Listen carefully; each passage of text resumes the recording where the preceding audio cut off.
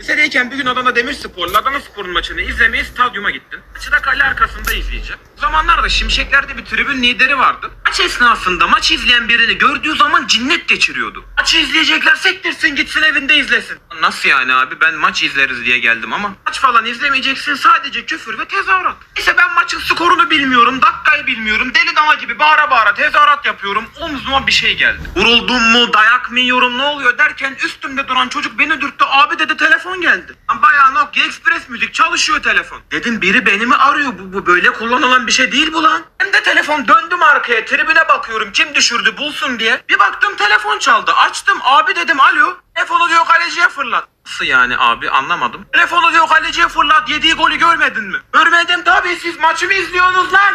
Diyor yukarıdan telefonu fırlattım, yetişmedi kaleciye, sana geldi. Telefonu diyor kaleciye fırlat. Neyse ben kapadım telefonu bayağı. Ya Allah bismillah, Semi Allahu limen.